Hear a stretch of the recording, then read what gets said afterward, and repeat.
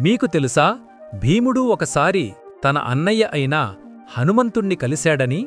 అరణ్యంలో వనవాసకాలంలో భీముడు ద్రౌపది కోసం సౌగంధిక పుష్పం కోసం హిమాలయాలకు వెళ్ళాడు. మార్గమధ్యంలో ఒక వృద్ధ వానరుడు తన తోకను దారిలో అడ్డంగా ఉంచి పడి ఉన్నాడు. భీముడు గర్వంగా అన్నాడు, "పక్కకు జరుగు వృద్ధా, నేను భీముడిని." వానరుడు చెప్పాడు, "నేను బలహీనుడిని, నీవే తోకను జరుపు."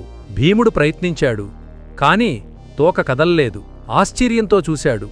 వెంటనే ఆ వానరుడు తన దివ్యరూపం చూపించాడు. ఆయన హనుమంతుడు. హనుమంతుడు భీముణ్ణి ఆశీర్వదించి అర్జునుని రథధ్వజంపై తానే ఉండంతనాని వాగ్దానం చేశాడు. రామాయణ యుగం నుంచి మహాభారత యుగం వరకు ఇద్దరు ధర్మపుత్రులు కలిసిన పవిత్ర క్షణమది.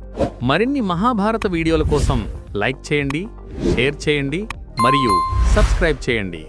Marvellous epic stories.